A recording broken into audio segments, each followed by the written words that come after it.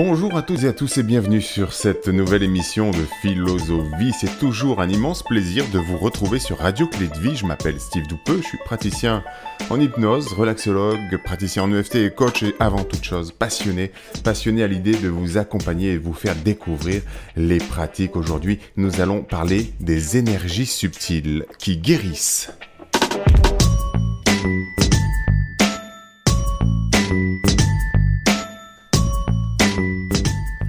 Et pour ce faire, je vous propose un entretien que j'ai pu avoir il y a quelques temps, lors d'une formation en PNL notamment, avec Alain Vital. Alain Vital qui se définit comme un accompagnateur du bien-être énergétique.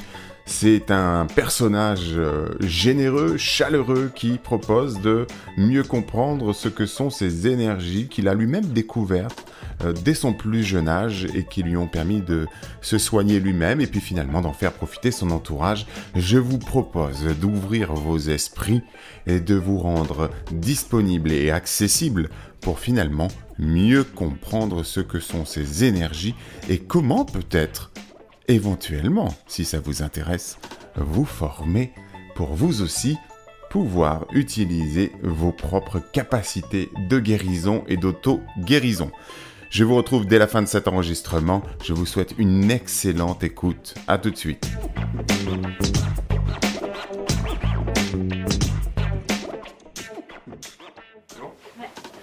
Bonjour à toutes et à tous et bienvenue dans cette nouvelle vidéo, cette nouvelle interview. C'est un plaisir toujours de vous retrouver et puis je tiens d'ores et déjà à vous remercier d'être aussi nombreux et de partager ces vidéos. Continuez comme ça, plus on est nombreux et plus on est fou, plus on rit comme on dit. Aujourd'hui on va parler des énergies avec un guérisseur. Je reçois Alain Vital. Alain, bonjour. Bonjour Steve, comment vas-tu? Très bien, merci d'être venu. Je crois que tu viens de Belgique. Belgique, oui, tout à fait. Et nous sommes ici à Lyon et on profite d'être ensemble au cours d'une formation pour faire cette interview. Est-ce que tu peux tout simplement te présenter, m'expliquer un petit peu ton parcours, peut-être universitaire? J'ai cru comprendre que tu avais fait des études. Tout à fait. Ben, je suis, bon, si on prend les études, j'ai fait des études d'ingénieur. Je suis ingénieur en électronique, je suis ingénieur en génie civil, et puis j'ai continué comme informaticien aussi. D'accord. Voilà. Ça, c'est pour le bagage scolaire. Oui. Et alors, bon, ben, comment je suis arrivé guérisseur? Je présume que c'est ça la question qui suit. Qu'est-ce qui fait qu'un ingénieur... Oui, parce qu'on passe d'un milieu vraiment hyper cartésien à un milieu qui a l'air moins cartésien. Je dis bien qui a l'air, parce que c'est quand même aussi très logique le soin aux gens. Et bien, il faut savoir que moi, enfant, déjà très jeune, j'arrivais à me soigner tout seul. D'accord, voilà. C'est-à-dire, qu'est-ce qui se passe? Chaque fois que j'étais malade, mes parents m'emmenaient évidemment voir le médecin donnait son diagnostic, il dit « Ah ben il a telle maladie », et j'étais guéri, c'est fini. Oui. Mes parents se sont toujours posé la question « Mais pourquoi est-ce qu'on l'emmène chez le médecin finalement ?» Oui. Bon, ça a été comme ça. Tu étais guéri, c'est que tu faisais quelque chose pour ça ou... Non, naturellement, comme ça, voilà. Donc, juste le fait de savoir ce que j'avais, c'était fini. La maladie était partie. Tu te disais quelque chose ou... Non, comme ça. La conscience du diagnostic. Simplement la conscience de savoir ce que j'avais. C'était suffisant. Okay. Tu avais conscience de ça que tu te... Non, à cet âge-là pas, je parle de ça, j'étais vraiment très petit, quoi, je veux dire. Allez, je veux dire, c'est entre 4 et 10 ans, quoi. Et je me rappelle que 2-3 fois, j'avais 7-8 ans, je voulais soigner les gens. Mais j'ai jamais osé. À l'époque, j'ai pas osé. Et puis après, bon, ben voilà, j'ai commencé à faire des études. Et donc tout ça est passé à un second plan. Puis j'ai commencé à travailler. Je me suis mis indépendant dans un autre secteur, puisque je faisais des réparations électroniques. Et j'ai commencé à avoir des douleurs. J'ai commencé à avoir des douleurs aux pieds. Donc je fais comme tout le monde, j'ai été voir un médecin qui m'a prescrit des anti-inflammatoires que j'ai commencé à prendre. Et puis ça n'a pas solutionné le problème, donc on a augmenté les doses, puis on a augmenté les doses. Je commençais avec des 400 mg, je passais à des 600, puis des 800. Puis je prenais les 800 2 par 2, puis après 3 par 3 en finale. Et puis un jour, j'ai un ami qui me dit, bah, écoute, pourquoi tu n'irais pas voir la plante? La plante. Et là, quand on dit ça, tu dis, mais il a fumé la moquette ou quoi? Qu'est-ce qui se passe ici? La plante, en réalité, c'est quand tu fais une cérémonie chamanique. En tout cas, tous les chamans qui viennent d'Amérique centrale te donnent une plante qui s'appelle ayahuasca. Voilà. Et qui te permet en réalité d'avoir accès à un autre niveau de conscience. Et au cours de cette cérémonie, Eh bien, moi, je reçois comme information, mais qu'est-ce que tu viens faire ici? Tu as tout ce qu'il faut pour te soigner tout seul. Et quand tu dis que tu as l'information qui te vient pendant la séance chamanique, là, ça veut dire quoi? C'est indescriptible. Il faut vraiment le vivre. Et je pense en plus que tout un chacun qui va faire cette expérience va la vivre différemment. Ouais. Tu reçois une information, tout d'un coup, c'est une évidence. Voilà. Je ne peux pas t'expliquer. Alors parfois c'est des images que tu vois, parfois c'est comme si tu entendais des sons. Bien sûr que ça passe pas par les oreilles, donc c'est compliqué à vivre. Donc elle te dit quoi? Rappelle-moi l'information. Eh bien donc cette information me dit mais qu'est-ce que tu viens faire ici? Tu as tout ce qu'il faut pour te soigner tout seul. D'accord. Bon. Et au cours de cette séance, parce que ces séances se font au cours d'un week-end, il se passe plus grand chose et bon, tu restes un peu sur ta faim, quoi. Donc, bon. Et à l'époque, le chaman que j'ai venait en Belgique tous les mois. Donc je me dis, bon, je reviens le mois d'après avec comme intention en disant, bon, écoute, j'ai rien compris à ton histoire, explique-moi quoi. Bon. Donc j'arrive et je dis, bon, parce qu'à chaque fois qu'on fait une cérémonie, il y a un partage d'intention. Je dis, écoute, voilà, la plante m'avait dit que je pouvais soigner tout seul, j'ai rien compris, je voudrais bien voir le mode d'emploi. Et j'ai reçu le mode d'emploi. Donc c'est là que j'ai appris comment allumer ses mains, comment soigner les gens, etc. Attends, je t'arrête encore. Ouais. Quand tu dis que tu as reçu le mode d'emploi, là c'est pareil, c'est une information. C'est aussi, ça te traverse l'esprit. Okay. Voilà. Ça veut dire qu'à un moment donné, ça devient pour toi une évidence de la façon de faire. Ouais, tout à fait. Ouais. Tu comprends pas le pourquoi, le comment. J'ai eu, moi, dans cette séance-là, une espèce de petit bonhomme, je veux dire un guide, qui est venu m'expliquer, qui pendant longtemps était à côté de moi. D'ailleurs, au début, quand je soignais, c'était même assez frustrant, parce que j'avais vraiment l'impression d'être une marionnette entre ses mains. Quoi. Ouais, il se passait des trucs et je comprenais rien. Et j'avais beau dire, mais écoute, c'est toi qui fais tout. Il me disait, non, non, c'est toi qui fais, c'est toi qui fais. D'ailleurs, la prochaine fois, tu te débrouilleras tout seul. Et à un moment donné, il a disparu et je me suis débrouillé tout seul. D'accord. Quand tu dis qu'il te dit ça, tu l'entends? Ouais. C'est comme si j'entendais une voix dans ma tête, effectivement. Ouais, okay. Ouais. Mais entendre n'est pas le bon mot dans le sens où ça passe pas par les oreilles. C'est ça, je comprends. C'est comme quand je dis voir, quand je dis je vois l'énergie, c'est pas par les yeux, tu vois. Donc tu le perçois de façon... C'est très compliqué à expliquer. Okay. Très compliqué. Alors ça donne quoi? Une fois que tu as le mode d'emploi, une fois que tu as qu'on te confirme que tu as le don, a priori tu le savais déjà, enfin, est-ce qu'on appelle ça un don? Moi j'appelle pas ça un don. Dans le sens où j'enseigne cette méthode. Ou alors tout le monde a le don. Tous ceux à qui j'enseigne ont le don. Ouais. Ce qui paraîtrait quand même assez surprenant. Alors tu enseignes quoi justement? Si on vient à ce que tu fais finalement, une fois que tu as tout ça, tu as le mode d'emploi comme tu dis, qu'est-ce qui se passe? Eh bien bon, moi j'ai beaucoup travaillé là-dessus.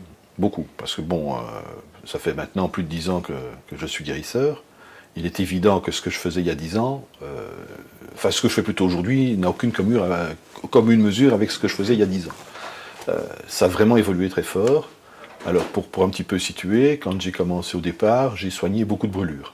Ouais. Pour moi, c'était une évidence que je pouvais soigner les brûlures. Donc j'ai soigné des dizaines de brûlures. Et puis au bout d'un certain temps, je me suis commencé à m'attaquer à d'autres problèmes, en me disant, finalement, ça marche les brûlures, pourquoi ça ne marcherait pas avec autre chose? Bon, voilà. Et ça s'est développé petit à petit. Et à un moment donné, en soignant les gens, je sentais qu'il y avait une partie de l'énergie qui montait au cerveau. Donc je me suis dit, peut-être qu'il faudra aller voir qu'est-ce qui se passe là-bas. Et j'ai commencé à travailler sur le cerveau. Et j'ai développé des méthodes pour soigner quasi tous les problèmes psychiques des gens. Voilà. Et tout ça, évidemment, c'est venu au cours du temps, c'est venu au cours des années. Quoi. Quand tu dis travailler, ça veut dire quoi, travailler pour un guérisseur? Alors, travailler, c'est essayer. Voilà. Ouais. Tu viens avec un problème. Aujourd'hui, j'ai soigné tellement de trucs que je sais que ça fonctionne. Évidemment, il n'y a plus d'efforts à faire, je veux dire, en tout cas de ma part. Je mets mes mains, j'envoie l'énergie, et je sais que ça va fonctionner. Mais au départ, quand tu commences, il y a quand même beaucoup de doutes, évidemment. Tu as toujours une espèce de petite voix qui vient dans ta tête en disant, attends, qu'est-ce que tu es en train de faire comme bêtise ici, quoi? Avant de faire taire cette voix qui te dit, tu fais des bêtises, ça prend du temps. Il faut vraiment travailler. Hein. Oui. Pour avoir cette confiance en sa capacité. Alors, c'est pas... Je dis, il faut pas, quand j'enseigne, c'est ce que je dis à mes élèves, c'est pas, t'as pas besoin d'avoir une confiance absolue, en disant oui, ça va marcher, j'en suis certain. Non, même moi aujourd'hui, quand j'ai une nouvelle maladie qui arrive, je suis pas certain. Par contre, je n'ai pas d'a priori négatif. Je me dis, le reste a fonctionné, pourquoi pas ça? Voilà, ça c'est suffisant. Mais il est évident que si tu pars avec l'idée en disant, oh là là, ça va pas marcher, n'essaye même pas, ça marchera pas. Alors comment ça se passe? Tu poses tes mains, je pose mes mains.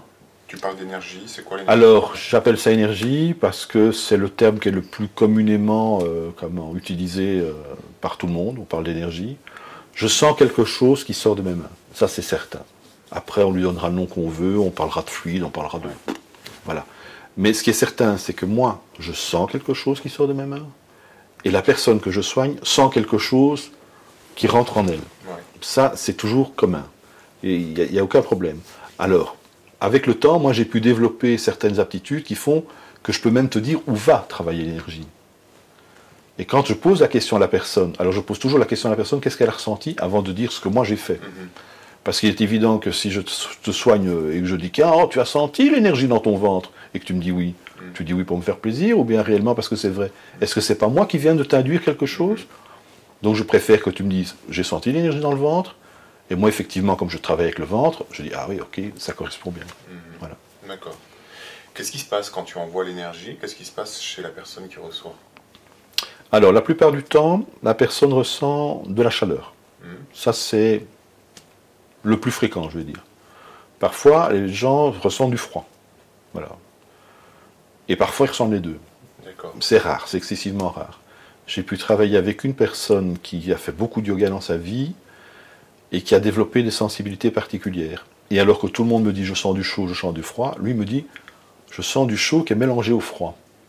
Il pouvait dire exactement où était le chaud, où était le froid. Ce qui est hyper évidemment intéressant pour comprendre le phénomène. Quoi. Voilà. Alors pourquoi, deux questions dans ce sens, c'est pourquoi ça marche, et ensuite pourquoi ça marche pas, parfois. Alors jusqu'à présent, ça a toujours marché. D'accord, alors pourquoi ça marche? En ce qui te concerne, ça a toujours marché, toujours. Jusqu'à présent, dans tout ce que j'ai tenté, toutes les maladies que j'ai approchées, j'ai toujours eu des résultats positifs. Parfois, pas suffisants. Alors, parfois, pas suffisant à mon goût, ou pas suffisant au goût du patient. Ça, c'est un petit peu... oui, il faut s'entendre sur ce que ça veut dire, ça marche, quoi. Déjà. Parce que ce qui marche pour toi ne marche peut-être pas pour le client, et inversement. Moi, j'aime bien que ce soit efficace. Voilà. Alors, bon, je prends un cas que je pense, pour l'instant, là. Une personne qui a... Il faut savoir que les personnes âgées, c'est beaucoup plus compliqué. Au-delà des 80 ans, ça commence à devenir difficile. Et moi, évidemment, quand je soigne une personne et que je vois qu'il n'y a pas l'effet que j'aurais voulu qui arrive, je dis ça n'a pas marché. Mais la personne me dit non, ça n'a pas fait grand-chose, mais ce que ça a fait, c'est toujours ça de prix, quoi. Voilà. Bon, voilà. Et parfois, tu as des personnes qui ont des maladies depuis 20 ans. Alors, première chose que je dis, dès qu'une maladie est installée depuis plus d'1 an, en une séance, c'est quasi pas possible. Voilà. C'est pas que je veux pas, c'est comme ça. Voilà. Et des personnes qui viennent, qui ont des maladies depuis 20 ans, et il faudrait qu'en 3 secondes, elles soient guéries. Oh, mais ça marche pas. Je veux dire que c'est toujours un petit peu comme quand tu vas chez le médecin et qu'il te donne une boîte d'antibiotiques, tu prends la première gélule, tu n'es pas soigné, tu jettes le paquet en disant « Oh, bah, ça n'a pas marché ». Voilà. Okay. On va revenir sur cette notion de maladie. Et je reviens à ma question. Pourquoi ça fonctionne? D'un point de vue physiologique ou énergétique, je ne sais pas. Qu'est-ce qui fait que ça fonctionne? J'ai pas l'explication. Je cherche toujours. Alors, ce qu'il me semble, mais encore une fois sans prétendre que c'est l'absolue vérité, je pense que nous avons tous une faculté d'auto-guérison. Voilà. Et je pense qu'au cours des âges, nous avons perdu cette faculté. Et ce qui se passe avec l'énergie, alors certains parlent d'énergie de vie, je pense que cette énergie va réactiver cette faculté d'auto-guérison. Pourquoi je pense ça? Si c'était simplement l'énergie qui travaillait, pourquoi est-ce qu'après un soin, la personne est fatiguée? Voilà. Or, moi, je vois systématiquement, après un soin, les gens sont fatigués.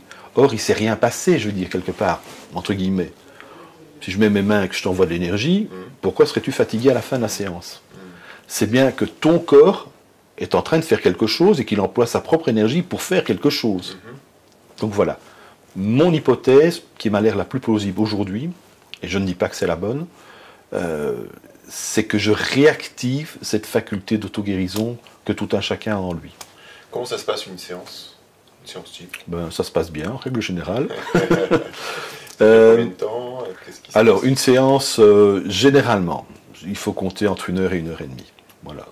Je pense que la séance la plus courte que j'ai faite a duré 3 quarts d'heure et les plus longues 4 heures. Voilà. D'accord.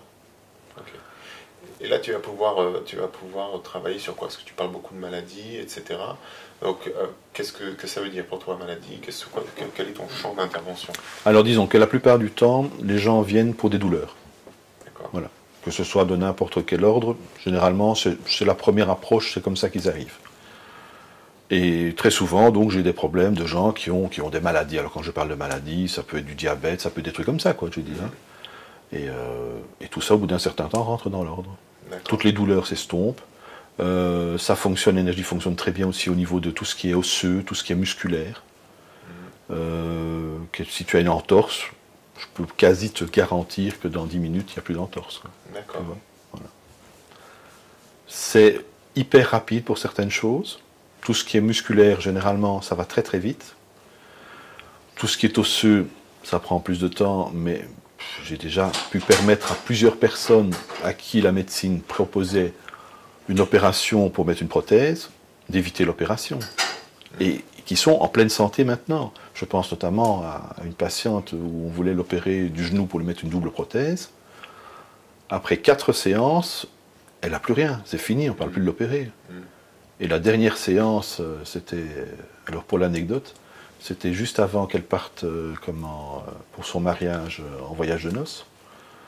Et donc je suis passé chez elle le soir très tard, parce que le lendemain matin, elle prenait l'avion. Et je lui dis, bon, écoute, essaye quand même de rester calme pendant une semaine. Oui, la première semaine, on la passe au bord de la piscine. Alors, je dis, oh, super.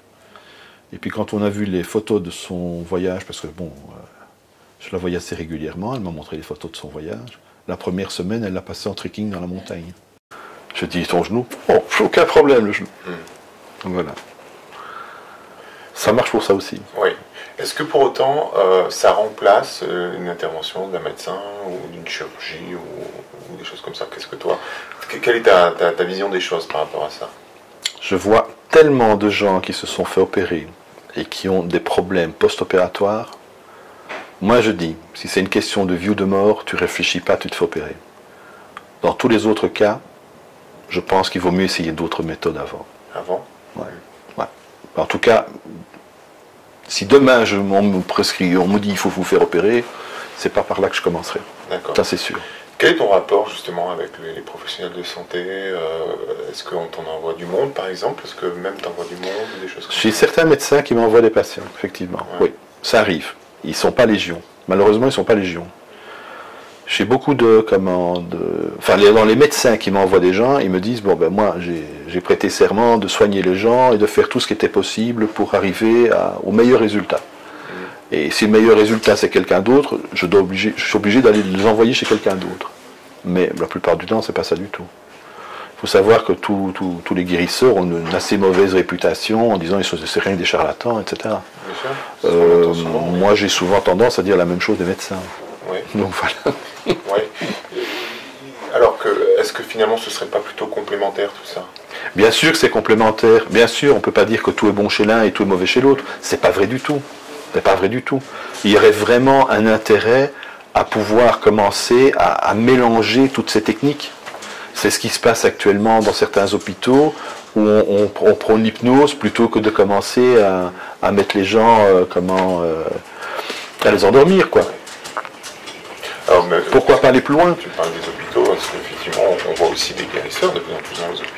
Ça commence à venir. Malheureusement, pas trop dans nos régions. C'est ça le problème. Ouais. Voilà. Au niveau des coupeurs de feu, il y a énormément de demandes, même de certains hôpitaux qui disent bon ben c'est quand même toujours bien d'appeler un coupeur de feu pour que ça se passe mieux, quoi. Bon, mais c'est pas partout. Malheureusement, c'est pas partout. Et c'est pas forcément assumé. Ben, souvent, ça se passe en dessous du manteau, quoi. Oui, voilà. Moi, la seule et unique fois où j'ai pu rentrer dans un hôpital, c'est pour soigner une personne, mais malheureusement c'était un peu tard, qui avait le cancer et qui était en phase terminale. Alors le premier soin que je lui ai donné, ça a remonté son niveau d'énergie, elle se sentait nettement mieux. Et le jour du deuxième soin, on lui apprend qu'elle n'aura pas la chimio, et elle était vraiment persuadée qu'avec la chimio, qu'il pouvait la sauver. Elle est morte 2 jours plus tard. Ah oui. Voilà. On t'a quand même permis de rentrer dans un hôpital? On m'a permis de rentrer dans l'hôpital pour faire un soin, ouais. Ouais. Alors, je pense honnêtement qu'il n'y a pas de limite à ce qu'on peut faire avec l'énergie. Jusqu'à présent, en tout cas, je ne les ai pas croisés.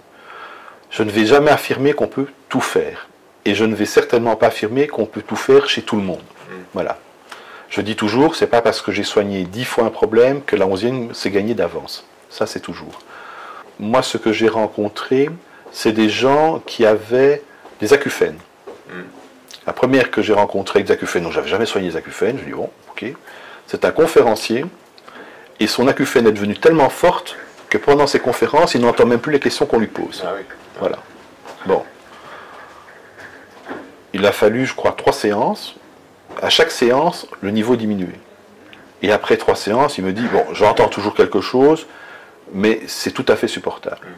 Alors, où est-ce qu'il en est aujourd'hui, je ne sais pas, parce que j'ai formé son épouse, j'ai lu comme élève, et c'est elle qui a pris la relève. Bon, et là, ça fait un petit bout de temps que je n'ai plus de nouvelles. Donc, en tout cas, ça vaut le coup d'essayer. Voilà. Et alors moi, cet été-ci, donc on était à Pralognan, j'ai soigné un monsieur qui avait des acouphènes aux 2 oreilles. Première séance, pas d'amélioration notable. Deuxième séance, une oreille où les acouphènes disparaissent complètement. Et par contre, on a prolongé les séances, et la deuxième oreille, ça a un petit peu diminué, ça a changé au niveau de la fréquence, mais c'est toujours là. Donc c'est pour ça que je dis, c'est pas parce qu'on l'a déjà fait que c'est gagné d'avance. Pourquoi il y a une oreille qui s'est arrêtée, pourquoi l'autre ne s'est pas arrêtée? Et sur les surdités, tu n'as pas eu d'expérience encore sur ce... Non. Vraiment personne sourde, non, j'ai pas encore eu. Je viendrai te voir, je ferai peut-être ta première expérience. Pourquoi? Tu deviens sourd? Je deviens sourd, je monte d'un côté plus que de l'autre, mais c'est handicapant en vrai. Ouais. Sinon jamais. On va conclure sur les formations. Finalement, tu expliques qu'on pourrait tous faire ça, donc d'où l'idée de former les gens. Comment ça se passe une fois? Il faut arrêter le mythe du guérisseur qui est un don. Parce que j'entends, bon évidemment j'entends de tout évidemment. Beaucoup de gens qui prétendent que c'est un don et que si on transmet ce don, on le perd soi-même. Oui. Je l'aurais perdu depuis longtemps si ça avait été le cas. Et tout un chacun a la possibilité de travailler. Alors, je dis toujours, c'est de l'énergie. L'énergie, on sait aujourd'hui, les scientifiques l'ont démontré, que la matière était de l'énergie. Nous sommes de la matière, donc nous sommes de l'énergie. C'est pour ça que je dis toujours, tout le monde a une affinité avec l'énergie. Même si intellectuellement, on n'en a pas conscience, ton corps baigne dans l'énergie à longueur de journée, donc forcément qu'il connaît cette énergie. Et quand je t'explique comment faire fonctionner l'histoire, comment allumer tes mains, ça devient une évidence. Après une journée de formation, la première journée de formation, puisque bon, moi j'ai 2 modules qui se donnent en 2 jours, généralement le week-end. Le premier module qui aborde tout ce qui est physique plutôt, le problème des problèmes physiques, et le deuxième psychique. Et bien après le premier jour du modèle physique, tout le monde en rentrant chez soi peut soigner déjà les gens. Et d'ailleurs, le lendemain, quand ils reviennent, ils me disent « Ah oui, j'ai essayé ça, j'ai essayé ça, j'ai essayé ça. » Voilà. Et ça fonctionne. Il n'y a pas de raison. Je dis toujours, la limite, c'est ton mental qui va la fixer. Si tu es persuadé que ça ne va pas marcher, ben n'essaye pas parce que ça ne marchera pas. Ça, c'est certain. Donc, il faut prendre confiance en soi. C'est pour ça que ça demande, évidemment, un peu de pratique, etc. Voilà. D'accord. Donc, le mieux, de toute façon, c'est d'inviter les gens à expérimenter. Ah oui, oui. Et puis de se faire leur propre avis. Et comme tu le dis, finalement, c'est complémentaire à toutes les approches modernes de notre médecine. Donc, ne pas se priver de mélanger tout ça et de voir ce que ça donne. Mais je pense qu'il faut essayer, c'est tout. Il faut essayer. Okay. Et moi, à chaque formation donc, qui se passe le week-end, eh bien, le dimanche après-midi, on reçoit qui veut se faire soigner. C'est gratuit. Ça permet à mes élèves de s'entraîner. Puis ça permet aux autres de découvrir qu'il y a d'autres choses que la médecine conventionnelle. Combien ça coûte une séance en moyenne? Alors moi, si je fais une séance qui dure entre 1 heure, 1 heure et demie, c'est ce que je te disais là tantôt, et même si elle dure 4 heures, ça ne change rien, je demande 80 €. D'accord. Voilà. Okay. Et quand on vient au cours des formations se faire soigner, c'est tout à fait gratuit. Voilà. D'accord. Est-ce qu'il y a une actualité, un site internet peut-être? Il y a un site internet. Alors, la méthode que j'ai développée, je lui ai donné un nom. Je l'ai appelée Angel Wings Energy. Donc, pour ceux qui ne sont pas anglophones, l'énergie des ailes d'ange. Voilà. Si tu viens à mes formations, je t'expliquerai pourquoi. D'accord. Et le site internet, c'est simple, c'est www. En un mot, Angel Wings Energy, énergie en anglais, donc qui finit par un Y et pas par un E.com. Voilà. Parfait. Et là, on trouve toutes les informations. J'explique la méthode, j'explique qu'est-ce qu'il y a dans chaque module, et puis il y a surtout toutes les activités qui sont prévues systématiquement. Ça se passe à Bruxelles? Alors, eh bien, paradoxalement, j'ai très difficile à monter des formations sur Bruxelles. J'en forme beaucoup dans la région lyonnaise, par contre. Ok. Je suis, là, je suis dans 1 heure ou deux sur Crémieux, où j'ai une formation qui démarre ce week-end, qui est le module 2, puisqu'elle fait suite à celle du week-end passé. D'accord. Voilà. Et j'en donne à Villefranche aussi, pour Lyon. Donc c'est plutôt J'en donne à région Paris. lyonnaise, souvent, Oui, mais ça dépend des Paris, demandes. j'en donne au Luxembourg. Dès que j'ai un groupe qui est un petit peu étoffé, il faut savoir que comme au cours de ces séances, il faut pratiquer. Voilà, il faut pratiquer. Donc si on est tout seul à suivre le cours, ça devient difficile de pratiquer, quoi. Donc j'aime bien avoir un petit groupe, généralement au minimum 6 personnes. D'accord. Voilà.